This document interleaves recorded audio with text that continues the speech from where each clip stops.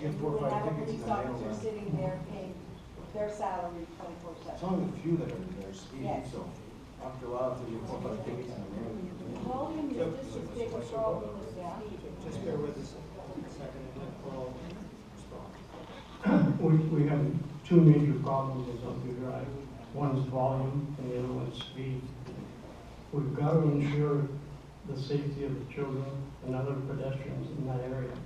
And we've got to find a solution that we can make this area safe for everyone.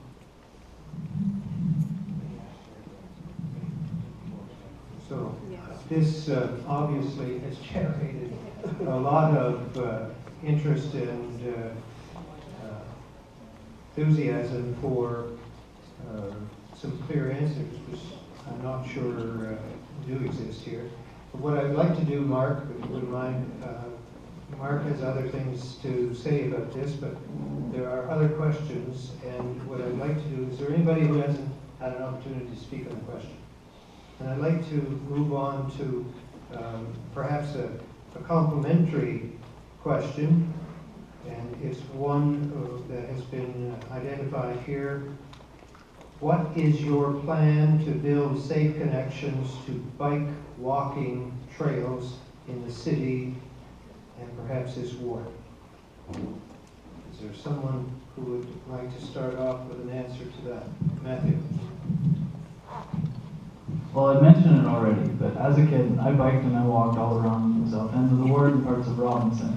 And there are existing trails, through the swamp behind Robinson School, as well as through some of the parks and that. But not all of them are necessarily legal, and none of them not necessarily protected. What I would suggest is that not just the new developments, but the existing ones be protected. So we have dedicated walking and biking paths that are built for people who walk, who people who want to take a stroll, want to go to the parks, and that enjoy what the city has, without having to be tacked on to the same routes that cars and trucks take and have to deal with the existing roads. And so that's what I would suggest for the ward.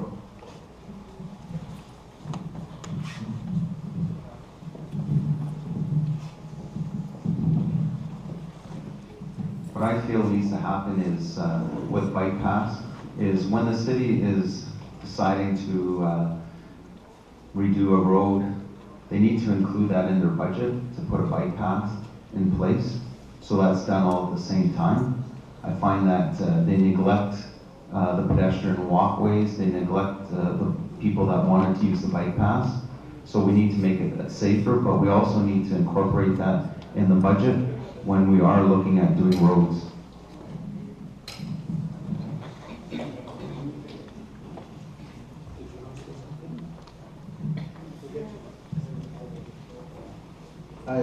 I like biking as well. It's unfortunate. I do my bike at camp in the summer, and I can't bike in the wintertime, but I could use a little bit more biking. And if I could feel safer on our roads biking, I think we can get more and more people out there on their bikes.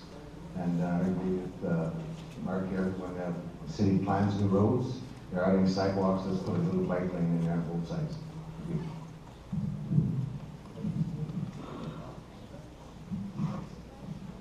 So it's essentially the same question as my transit question from earlier. What would it take to make you want to ride a bike or walk in Sudbury?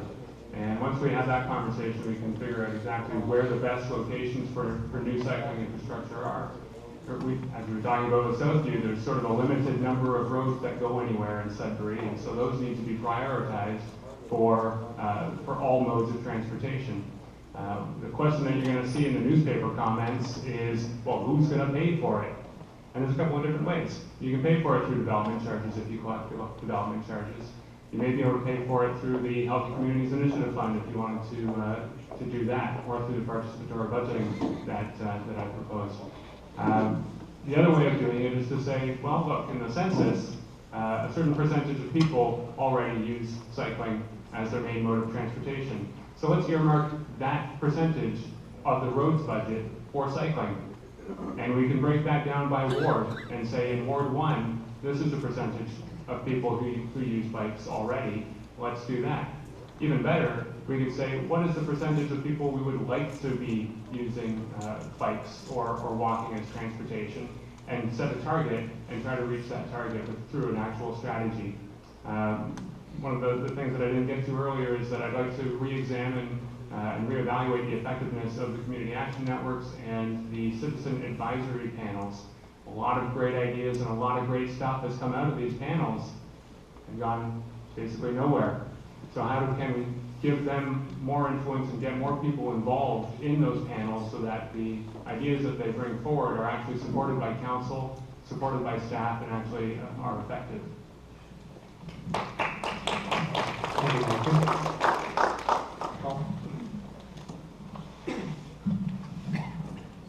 Speaking about walking and bike paths, I had the opportunity 2 years ago to spend 7 weeks in Perth, Australia.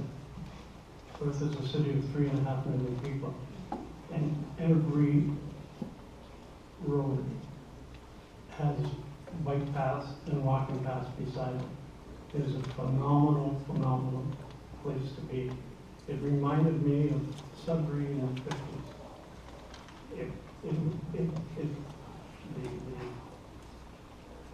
The things that you can do when you have those facilities are good for your health.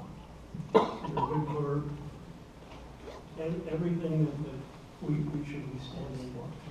And so I would be in favor of walking and bike paths wherever we can put them.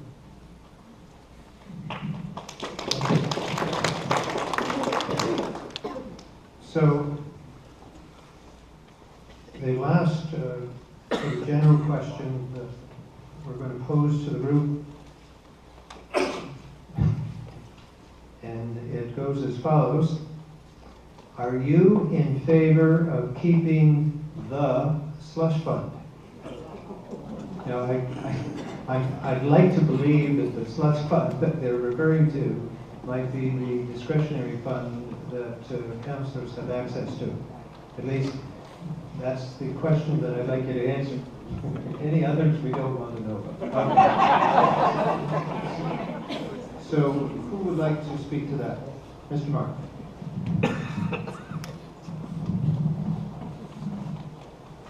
I have on my pamphlet about revisiting this slush fund or the HCI fund.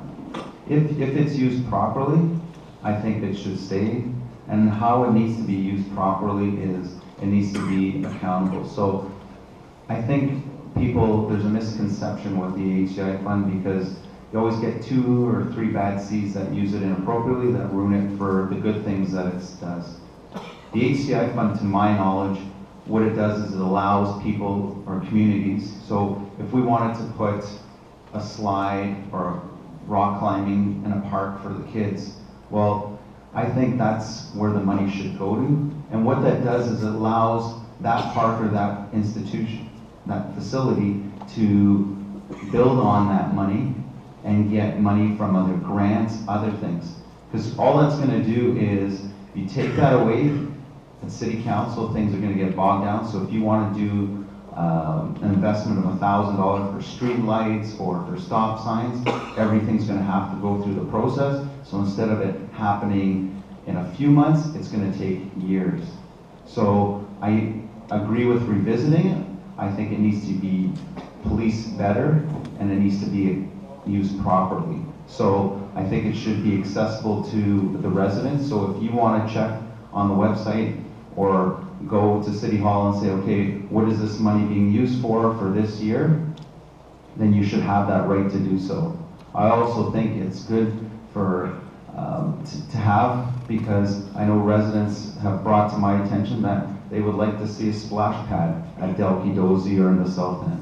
Well, if we don't have things like that in place, then those projects may take years and years to get done. This allows them to get a kickstart that they need.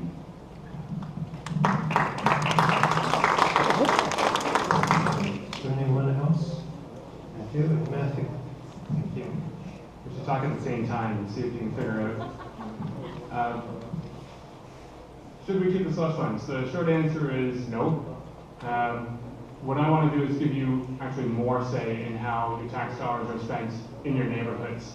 That's what participatory budgeting is about. And it's a process of engagement and involvement that gives people direct influence over how their tax dollars are spent in their neighborhood. It's complicated, it's complex, but it's also a lot of fun. And you can go online and search a lot of videos and little documentaries about how it's been used. It started off in South America. It's been used in Chicago, Toronto, Hamilton has used it to great effect to build some of the facilities we talked about. New York, Toronto Community Housing Corporation, it's been used in a lot of places. And what it does is it gives people ownership of the facilities in their neighborhood. So not only do they get to say, you know, this is exactly what I want here, but they know that that belongs to them. And so they take better care of it. They use it more, and that's a better use of your tax dollars. The best part is the local councillor doesn't get to say what projects get picked. You do.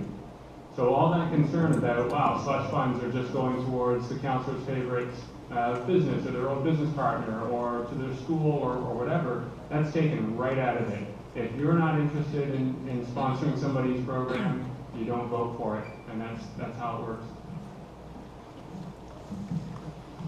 So I guess we're both in agreement then about participatory budgeting. I've talked about this already. And actually, my sister went to McMaster in Hamilton and she raved about it. And that's one of the reasons why I thought we should do it here. So yes, I think we should take the fund and take it away from the councillor and open it up to the ward. That means you guys get to say in where it's being spent, you vote on it, and all of it is accessible online. I'd also like to see proper public consultations. I don't mean having 1 or 2 meetings where they say, well, what would you like? And then that's it. And then you don't hear about the project until it's halfway underway, and a lot of things that you may not agree with are being done, and they say, well, oh well, you know, it's already been built. I want to see the ability for a high school student wanting to write a project on it. They should be able to point out every point of that project, what is being spent where. And they should have easy access to it, or a senior, or whoever. The ward should be there at every step in a meaningful way. And that is what I want for that fund. Thank you.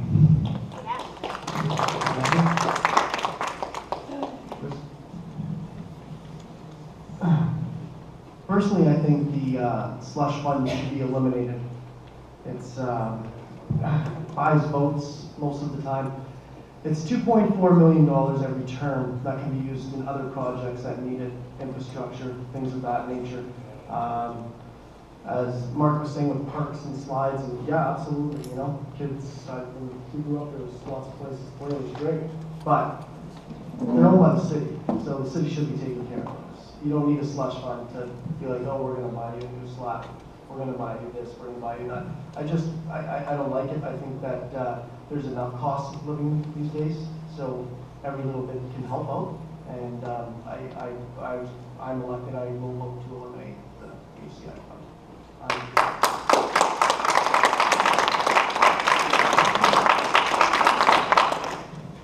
Yeah, I would vote to eliminate the healthy initiatives fund as well, because it's money's been mismanaged over the years. People have lost faith in this program, like where this money's going, who's spending it, who's got a say in who's spending it. So there's got to be a better way that we want to have a healthy community initiative. Find a different way to bring it across and spend that money wisely.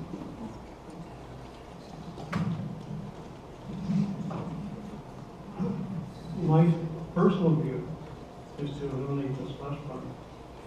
But I would like to listen to constituents in Ward 1, and I would follow the guidelines that they would set forth. John. I am also in favor of eliminating the slush fund. My concern is in the playgrounds and the parks, when kids need something, where does the money come from to get it? I realize that if it goes through council, it'll take 3-4 years to get a swing replaced. So I agree the slush fund has to go. It's been totally mishandled, and the money could be used better in taxes.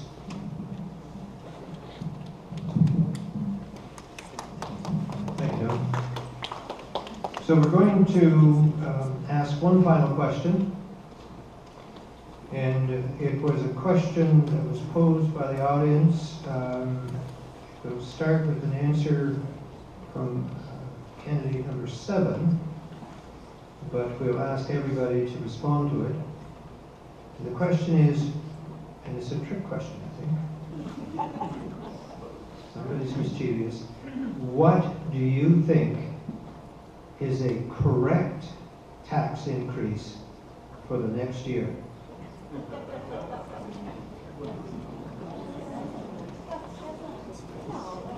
John Trainer. I think that's very, very difficult to answer. I'm not on city council. I haven't had a look. So I don't know who posed the question, but I really don't think it's a fair question.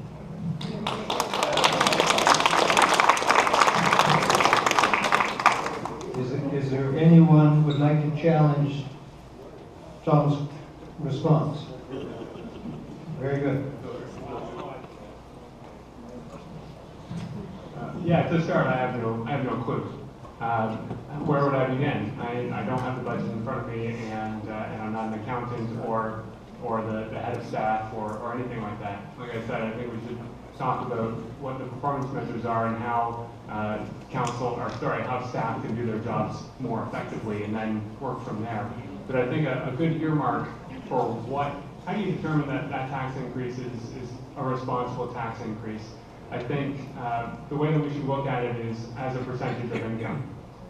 It's not something that we can actually physically, tie the tax increase to a percentage of income, but in the recent performance measures report that was presented to council, we saw that Sudbury was about in the middle of municipalities over 100,000 people as far as the percentage of income spent on taxes. So, do we want that number to go up? Do we want to pay more of our income on taxes, or would we like to work towards getting that lower? That is a way of earmarking our tax increase and setting goals that I think would actually be effective, and you'd be able to say, yes, I have more disposable income now as a result of the initiatives that have been put forward. So, no, I have no idea what the correct tax increase would be, but I think we could work towards that and start to establish what the rules would be and the criteria would be for determining that.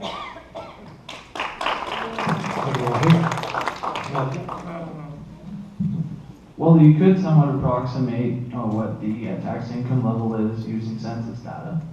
But I think what's more important than having the correct tax increase, how about having the proper, correct expenditures and making sure that you're getting more of your tax dollar, no matter what that tax level is.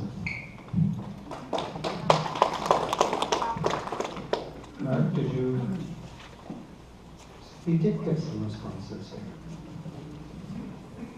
I'll just keep it short. I think the lowest, if we can bring it to 0, would be great in a perfect world, but I'm assuming everybody around this room would like their taxes as low as possible. So until I get elected and look over what the city budget is, we really can't comment it, but I know everybody would like to see a 0 tax increase. Thanks, Mark.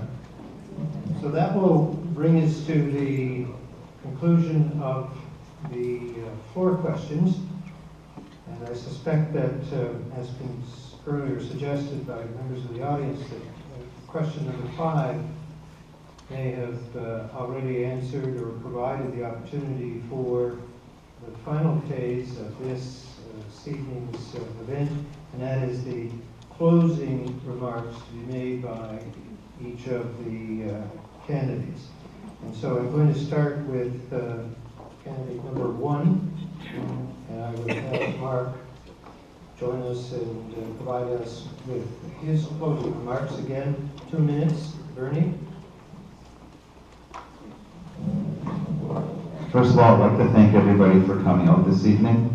It shows that you guys are passionate about your community, and I'm as passionate about the community as well. I will work hard for you guys. I'll be accessible 24/7. I run my business. It's a customer service business. I do equipment financing, so I know what it means to be accessible to people. So I will be accessible to people 24/7.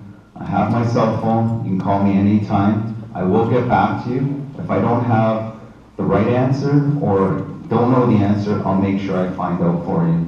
So on October 27th, I hope you vote Mark Signoretti. Thank you, Mark. Chris, closing remarks.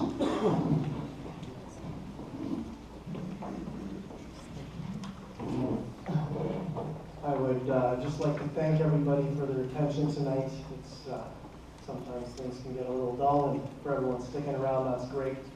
I just want to say on October 27th, when you go to the ballot box, give Spry a try, and that's it.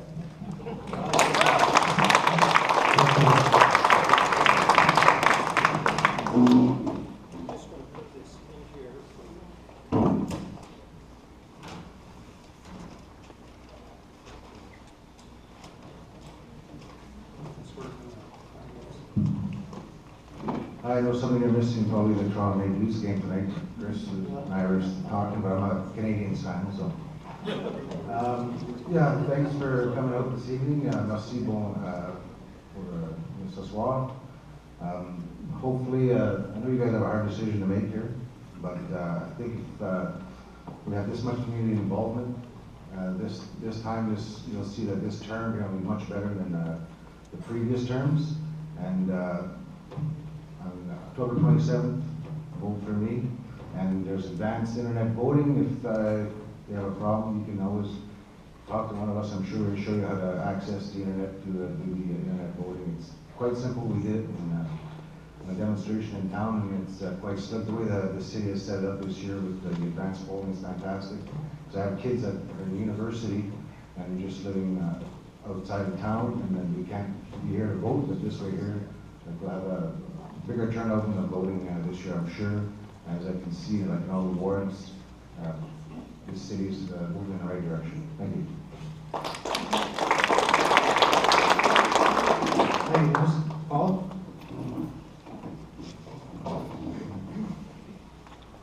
I'd like to thank you for the opportunity of being here tonight and being able to answer your questions. I'd like to conclude tonight by stating that there has been and still is a serious problem at City Hall. People can have the best intentions, but without real experience and a proven track record, nothing is going to be accomplished. This October, there's an opportunity for you to change that. You have a choice. By voting Paul Soucy for council in Ward 1, you can be part of the solution. That will get our city moving in the right direction. Thank you very much. Matthew Lunn.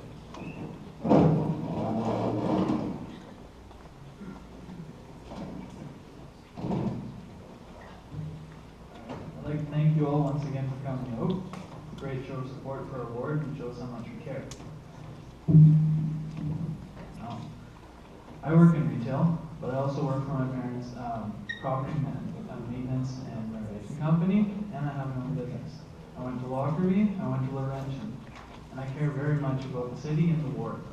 I'm not running because I want a seat, I'm running because I'm ticked off just like you. But unlike the other candidates, I'm also kind of known as someone who can be a bit of a pain in the butt. At Laurentian, right now, they have their new cafeteria renovations, which cost about $2.03 million. And within a week, they were already seeing complaints. Now, that didn't surprise me because I told the president of the university that they would see those complaints last year. And so I figured, I waited till the last minute. I wanted to see a great candidate, someone that I really wanted to vote for. And while I would say that all these candidates here are good, there's no one there that I see that is going to be that kind of pain in the butt. And so I figured rather than sit on the sidelines and complain about things and see them happen anyways, that I should take my message further, and the only way it gets to the point where it makes a difference is if I get elected. So on October 27th, I'd ask you to vote Lamonte. Try something different for a change. Thank you.